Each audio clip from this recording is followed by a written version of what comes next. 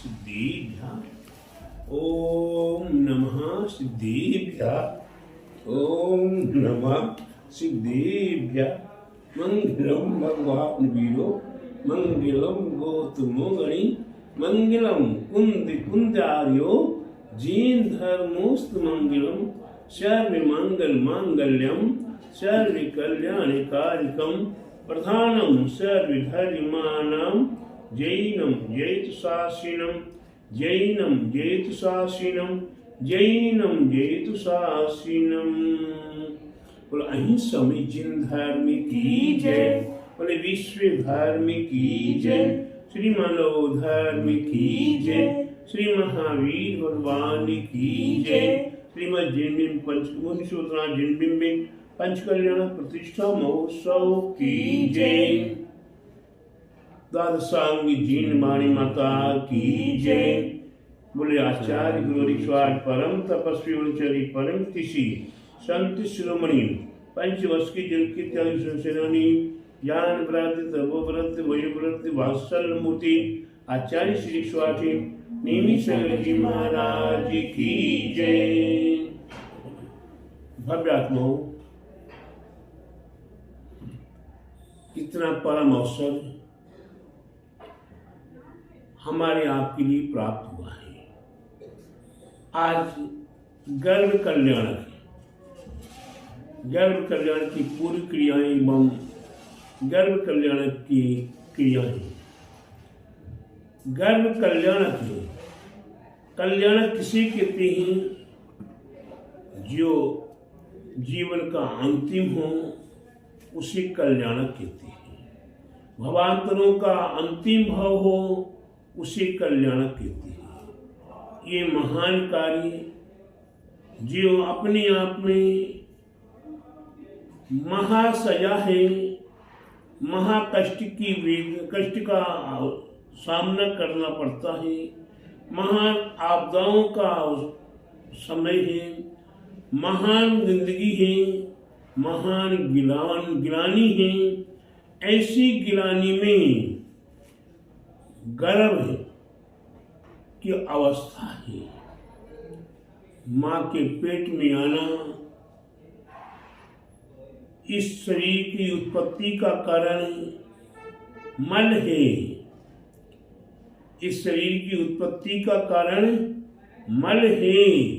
रज और वीर से बना हुआ ये शरीर का बीज, ये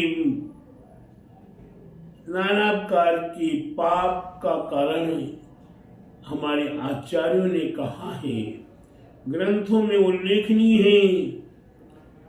एक बार के संभोग करने से 9 गांव को जला देने के बराबर का पाप है। कितना पाप? एक बार के संभोग करने से 9 गांव को जला देने के बराबर का पाप है। और संभोग के बगैर गर्भ धारण नहीं हो सकता है। तो ऐसी अवस्था गर्भ धारण करने से पहले कितने जीवों का घात हुआ है, कितने जीवों का हनन हुआ है, कितने जीवों को मौत के घाट उतारा है। तब एक गर्भ में जीव आया है। ये संसारी प्राणियों का इसी प्रकार से जन्म, इसी प्रकार से गर्भ होता चला आया है। इसी प्रकार से उसके उपरांत जन्म गर्भ में आने पर इस जीव की हर एक सप्ताह में किस प्रकार से परिणति हुआ करती है, कैसे कैसे इसका विकास हुआ करता है।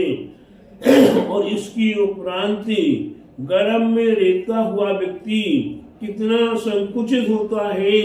एक उदाहरण हमारे ग्रंथों में मिलता है कि राकेश भाई गर्भ में कैसे रहता है। एक बोरी में किसी एक व्यक्ति को बंद कर दो और वह धीरे धीरे उस गेट को मुख को बंद करते जाओ व्यक्ति धीरे धीरे सुकड़ता हुआ बिल्कुल इतना सा रह जाएगा, बिल्कुल लड्डू बन जाएगा। वहां गर्भ में हिलने डुलने को भी जगह नहीं है, वहां आगे पीछे होने का जगह नहीं है। गर्भ में 9 महीने तक हमें शुद्ध पवित्र भोजन नहीं मिलता। गर्भ में माँ ने जो खाया है वही उस बालक को खाने को मिलेगा, जो माँ ने पिया है वही माँ को उस बालक को मिलेगा। माँ नहीं खाए, माँ नहीं पिए तो बालक को खाने पीने को नहीं मिला। ऐसी 9 महीने की सजा एक एक पल पल करके कैसी व्यतीत की है आज ये संसारी व्यक्ति की। हमारे तीर्थंकर प्रभु जब गर्भ में आते हैं तो उनकी महिमा का क्या बखान है, उनकी महिमा का बखान है। 6 महीने पहले से रत्नों की वृष्टि होती है, देवगण उनके प्रति प्रसन्न होकर उनके प्रति समर्पित होते हैं। सारा धन वैभव उनके पीछे लुटाने के लिए तैयार। 3.5 करोड़ रत्न दिन में 3 बार, माने 10 करोड़ से 11 करोड़ के आसपास रत्न प्रतिदिन लुटाया करते हैं। इतने रत्नों की वृष्टि करते हैं। ऐसे वह तीर्थंकर प्रभु गर्भ में आने से पूर्व ही उनकी महिमा का बखान, महिमा का वर्णन सारे नगर वासियों को मालूम होता है।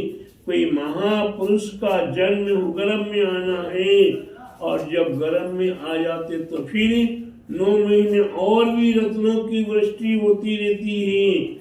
आज एक रत्न हमारे आपके लिए ओरिजिनल मिलने को दिखता नहीं है। हम नग पहनते, लोग पहनते नग अंगूठियां बना के, लेकिन वह रत्न उपरत्न वह का सागर से पत्थर, लेकिन वह गज मुक्ता आदि, मणि मुक्ता आदि महान महारत्न, देवों पुनीत रत्न आपको मिला करते हैं। हमने भी अनुभव किया, कभी कभी देवों द्वारा आज भी रत्न वृष्टि होती है। तो ऐसी रत्न वृष्टि देखकर अपने जीवन को धन्य किया जाता है। और भगवान जब गर्भ में आ जाते हैं तो 9 महीने तक और इंद्रगण कितनी भक्ति भाव किया करते हैं। माँ कितनी सुखमय रहती है। बालक का जन्म तो जब होगा, अभी बालक गर्भ में है, उससे पूर्व ही अभी माँ की सेवा में कहा 56 कुमारियां। आज एक देवांगना को देखने को लोग तरसते हैं। एक अच्छी कोई महिला, अच्छी कोई कुंवारी कन्या को वरण करने के लिए लोग तरसते हैं। वहां देवांगना है, एक नहीं 8 कुमारियां महादेवांगनाएं, 56 कुमारी देवांगनाएं माँ की सेवा में तत्पर है। माँ की सेवा में तत्पर क्यों? कि तीर्थंकर बालक माँ के गर्भ में है। माँ को पता ही नहीं होने पाता कि हमारा गर्भ है, हमें कोई तकलीफ है। आज के समय में किसी माँ को गर्भ हो, आज के समय में हमारी बहन बेटियों का जब गर्भ होता है तो डॉक्टर कहते 9 महीने बेड रेस्ट। कितनी वेदना सहन करनी पड़ती है, कितना हिलना डुलना मना कर देते हैं।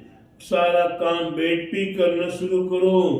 तो प्यारे बंधु, आज की वेदनाओं को देखते हुए हमारे तीर्थंकर प्रभु की माँ बिल्कुल भी कष्टमय नहीं होती, वह सुखमय रहती, आनंदमय रहती है। और उनकी सेवा 56 कुमारियां कर रही हैं। जब 56 कुमारियां देवांगनाएं उनकी आगे पीछे लगी हुई हैं तो वह माँ कितनी आनंदित हो रही है। 56 कुमारियां देवांगनाएं उनके मन को बटा रही हैं, और 8 कुमारी देवांगनाएं उनकी एक एक करके कोई पंखा ढुला रही हैं, कोई दर्पण दिखा रही हैं, कोई नाना प्रकार की उनकी सेवा में तत्पर लगी हुई हैं। उन्हें कोई ये पता ही नहीं होने पाता कि मेरे पेट में कोई बच्चा पल रहा है। ऐसे बालक की महिमा, ऐसी बालक की गर्भ में भी ये महिमा है। ऐसी गर्भ कल्याण के सामान्य व्यक्तियों का नहीं होता। गर्भ तो सबका होता है, गर्भ मनुष्यों का भी होता, त्रिंशों का भी होता है, लेकिन वह गर्भ महान वेदनाओं के साथ, महान कष्टों के साथ, महान संकटों के साथ गर्भ अवस्था व्यतीत हुआ करती है। ऐसी अवस्था को हमें देखकर तीर्थंकर प्रभु जब गर्भ में है, वे महान सुख को प्राप्त करके वे वहां गर्भ में भी, पेट के अंदर रहते हुए भी वह बालक भी आनंद को प्राप्त हो रहा है। ऐसे बालक का गर्भ कल्याण के, ऐसे तीर्थंकर प्रभु का गर्भ कल्याण के हमारे आपके लिए मनाने का जब अवसर मिले तो उसका चिंतन करें, उसका मनन करें और अपने जीवन को एक गर्भ कल्याणक मना के अपने जीवन का अवसर न खोने पाए। वह माँ को 16 स्वप्न गर्भ अवस्था में ही दिखाई देती है। जब पता लगता कि मेरी गर्भ में वास्तव में तीर्थंकर बनने वाला बालक हमारे कोख में है। ऐसा गर्भ कल्याण का अवसर आपको मिला है।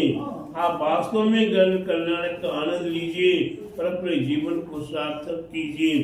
बोले महावीर भगवान की, बोले मनुष्य विद्राज बिंब पंच कल्याण के प्रतिष्ठा महोत्सव की जय, बोले गर्भ कल्याण महोत्सव की जय, बोले द्वादशांगी जिन वाणी माता की जय, बोले आचार्य गुरु 108 नेमी सागर जी महाराज की जय, बोलो आचार्य गुरु 108 श्री दयासागर जी महाराज की जय।